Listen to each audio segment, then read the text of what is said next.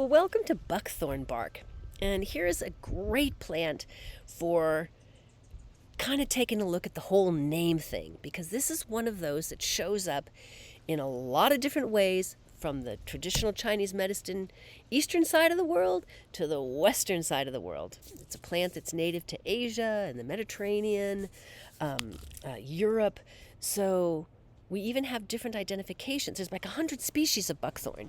So in our sessions, we're going to be focusing mainly on Rhamnus. That's the family of buckthorn. Rhamnus frangula, right? All right, so there's one buckthorn.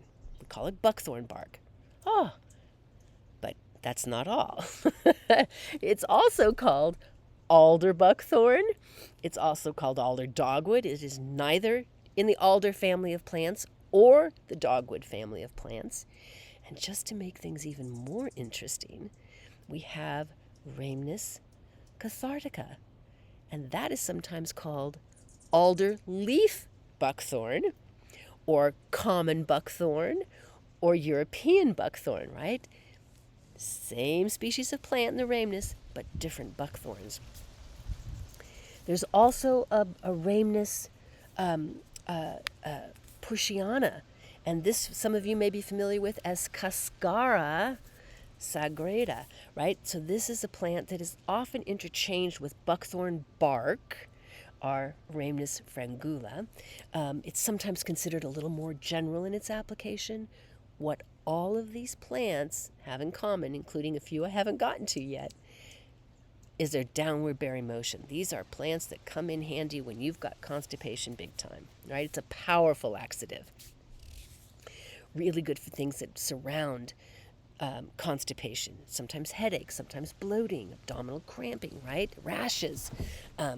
So now, on the traditional Chinese medicine side, similarly, while they also make use of Rhamnus frangula, buckthorn bark, there's also Rhamnus heterophylla, Rhamnus globulus, Rhamnus leptophylla, and Rhamnus utilis, right?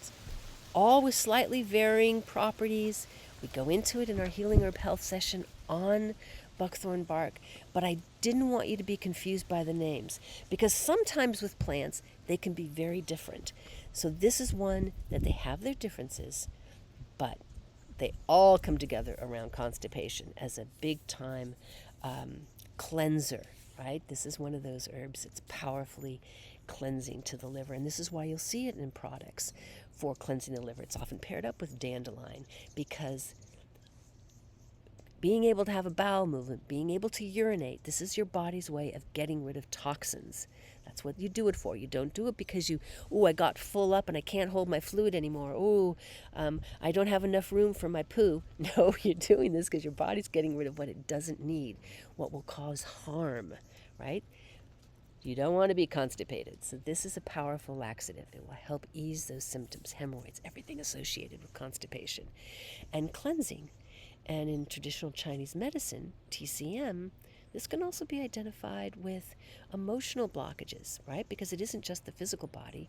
It's now how is it behaving in your mind and your emotions and your spirit. And when you can't let go of things, right, the system's getting stagnant and clogged up. You're going to start getting agitated. You're going to start lashing out in weird ways. You could go into a state of collapse, right? You want things free-flowing, right? You want to be able to yield. You want to be able to stand tall. So buckthorn bark, Rhamnus frangula, and its various friendly species, other Rhamnus plants, are very good for helping with constipation altogether. And some of them do a few extra things. Visit us at whiterabbitinstituteofhealing.com to find out more about this amazing plant. Don't confuse it with sea buckthorn. That's an entirely different plant. That is your Hippophes. We covered it in a different section, right? So that's Hippophae, Rhamnoides, different plant, different species, right? So you can see where names can become important. Some of the way they look is a little different too, but we go into that in our material. For now, go have a good bowel movement, get some buckthorn bark, enjoy. Little goes a long way. Do not use it fresh. It's toxic fresh. You will be so sorry. You want it aged 1 to 3 years. or maybe heat it. Sometimes they'll heat it to help get rid of the toxicity.